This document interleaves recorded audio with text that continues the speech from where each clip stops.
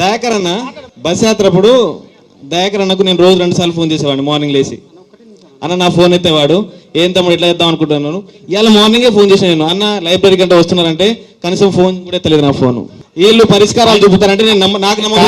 అయితే నీ ఫోన్ అప్పుడు నేనేమో మీటింగ్లు ఉంటా, వీళ్ళు అయితే ఎత్తినా నేను ఇక్కడ ఉండగానే ఫోన్ చేసిన, ఆ గేట్ ముందనే ఫోన్ చేసిన, గేట్ ముందనే ఫోన్ చేసిన. మీరు వచ్చిరన్న, మీతో పాటు 100 మంది పోలీసులు తీసుకొచ్చి, నాకు అర్థం కాలేదు. నేనైతే వాళ్ళని రమ్మని మిమ్మల్ని కొడుతున్నాం, మేము మిమ్మల్ని కొడుతున్నావా? నేనే వాళ్ళని చూసి పరేషాన్. సో సరే, అది ఇష్యూ కాదులే. మీరు జోకాలంటే జోకండి బాబు. దయాకర్ అన్నో కాంగ్రెస్ పార్టీ జోకండి, మాకు అవసరం లేదు. మేము కాంగ్రెస్ పార్టీ కోసం గట్టి కష్టపడిన వాళ్ళే. వాళ్ళు ఏర్ర బాబు నోటిఫికేషన్, వీళ్ళు వినరు, మారారు బాబు. దొడ్లైనా గొడ్డైనా మారుతారు వీళ్ళు. మారు ఎన్నిసార్లు చెప్పాలి నోటిఫికేషన్ ఇవ్వాలని? తెలియదా? ఇంటెలిజెన్స్ లేదా వీళ్ళకు? మీరు చెప్పాలా? ఇంటెలిజెన్స్ ఫెయిల్ అయిందా వీళ్ళకు? కనీసం ఇంటెలిజెన్స్ లేదా వీళ్ళకు? సిగ్గుండా మాట మాట్లాడడానికి, త్వరలో త్వరలో త్వరలో త్వరలో చెప్పుకోవడానికి ఇంటెలిజెన్స్ ఉంటుంది బాబు. మీకంటే ఇంటెలిజెన్స్ ఉంటుంది, మీరు మాట్లాడతారు. కనీసం ఇక్కడ సభ పెట్టుకున్నందుకు 10,000 పోలీసులు వస్తారు, కానీ మీకు ఇంటెలిజెన్స్ లేదా? అంత అబద్ధాలు, డ్రామాలు. వీడికి వస్తే రాజకీయ నాయకులు ఇక్కడ వీళ్ళు మంత్రి పదవి దొరుకుతుంది, ఎవరైతే రాజకీయ నిరుద్యోగులు ఉన్నో వాళ్ళకు పదవులు వస్తాయి, అంతే తప్ప ఏం లేదు. హలో, ఏం పేరు నీ పేరు? నా పేరు ఇందిరా నాయక్ అన్న. ఇందిరా నాయక్. వాళ్ళ అవకాశాలు పోగొట్టే హక్కు నీకు లేదు. నువ్వేం మాట్లాడాలనుకుంటున్నావు మాట్లాడు. నువ్వు విను, వాళ్ళ అవకాశాలను కాదు. మీరు మొదటి సంవత్సరంలో 2 లక్షల ఉద్యోగాలు ఇస్తున్నారు. మీరు మొన్న ఇంటర్వ్యూలో ఏం చెప్పారు?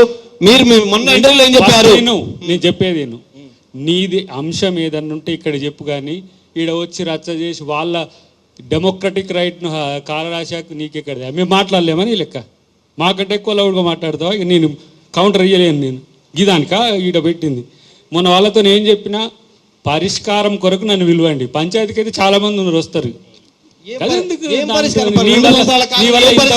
కాదు, నీ వల్ల 2 సంవత్సరాల కాలంలో ఏం పరిష్కారం? నువ్వు మాట్లాడేటప్పుడు చెప్పాలా?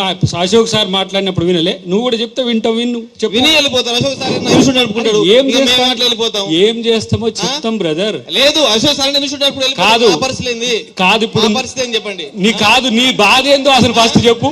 ఒకసారి బాత్రూమ్ పోయినప్పుడు కాదు, నీ బాధ ఏందో బాత్రూమ్ పోయిన కాదే, నీ బాధ చెప్పు.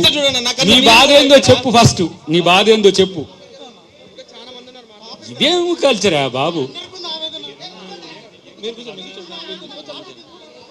నీ సమస్య లేదు, ఏం లేదు, ఊరికనే రచ్చ చేస్తాను. సమాధానానికి అన్న జియో 20 తీసుకొచ్చారు. నువ్వు ఎంతసేపు మాట్లాడినా ఏంట బ్రదర్? నువ్వు ఇష్యూ మీద మాట్లాడు. కాంట్రా లాభం లేదు. జియో 20 తీసుకొచ్చిర్రు. ఎవరు తీసుకురామని చెప్పారు? నిరుద్యోగులను గొడవ చేసిర్రా?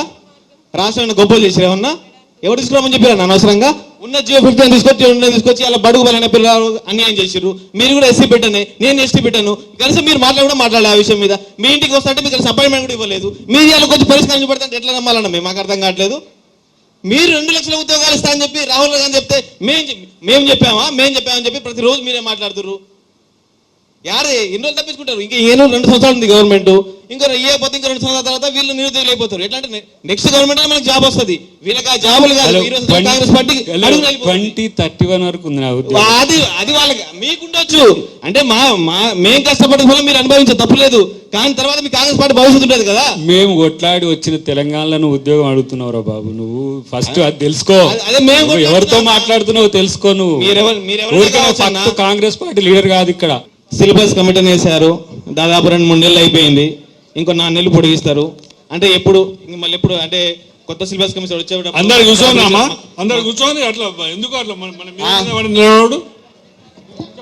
ఆ సిలబస్ కమిటీ ఒక్కసారైనా మీటింగ్ జరిగిందా అన్న? అంటే మాకు అనుమానం, ఒక్కసారైనా మీటింగ్ జరిగిందా? ఏ సిలబస్ చేంజ్ చేయాలనుకుంటున్నారు, ఏం మాట్లాడుకుంటారు? మాకైతే అవగాహన లేదు. ఎందుకంటే మీరు పెద్ద పెద్ద ఉద్యమాలు చేసి ఇక్కడ వచ్చిర్రు.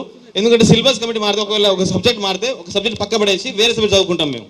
కాబట్టి మీరు ఏదైనా సిలబస్ కమిటీ గురించి మార్చాలన్నప్పుడు ఎవరైనా అంటే మాకు చెప్తే మేము ఇక వేరేదాన్ని చదువుకుంటాం కదా. ఇప్పుడు దాకా 5-6 నెలలు అయిపోయింది సిలబస్ కమిటీ అని చెప్పి, ఇప్పుడు దాకా దాని గురించి ఊసే లేదు. కాబట్టి మీరు కొన్ని బ్లండర్ మిస్టేక్ చేస్తారు. 29 ఒకటి, ఈ సిలబస్ మారడం ఒకటి, 46 ఒకటి, ఇవి కనుక దిద్దుకుంటేనే మీ గవర్నమెంట్ మళ్ళీ వచ్చే అవకాశాలు ఉన్నాయి. మీరు కనుక అట్లే చేసిరనుకో ఇంకో 25 సంవత్సరాలు 30 సంవత్సరాలు కాంగ్రెస్ అదో పాతాలకేది. ఒక్కపాటిలో కాంగ్రెస్ పార్టీ ఉండేదంట అని చెప్పుకుంటారు నిరుద్యోగులు. ఇక మీ ఇష్టం, అది ఇక మీ విజ్ఞతగా వదిలిపెడుతున్నాం. ఎందుకంటే ఇప్పుడన్నా మా సమస్యలను పట్టించుకోండి. మీరు ఆ రోజు బస్ యాత్ర పోతున్నప్పుడు జెండా బాగా ఊపి అటు నుంచి ఇటు బాగా ఊపి మా తమ్ముడు వెళ్ళాలి తమ్ముడు చేయాలి తమ్ముడు అమ్మ, ఆ రోజైతే పిలుస్తావు మంచిగా. పిలవలేదు. మీరు అవసరానికి వచ్చారు ఆడికి, మేము ఎవరిని పిలవలేదు. నువ్వు పిలవకపోతే ఎందుకు తప్పుడు మస్తు మంది అదే పిలుస్తారు. చెప్తున్నా, మిమ్మల్ని జోకేటోళ్ళు చాలా మంది ఉన్నారు, మాకు సంబంధం లేదు, ఆ విషయం లేదు. ఇగో నువ్వు ఎవరినన్నా జోక్ కానీ వీళ్ళకి ఇబ్బంది చేయకు. రైట్, సరే అదైతే మీరు చేయండి. 29 అదైతే మొదటైతే ఉద్యోగాలు వేయండి అన్న. ఆగస్టు 15 లోపల ఉద్యోగాలు వేయకపోతే మాత్రం మరో ఉద్యమం స్టార్ట్ అయిపోతుంది.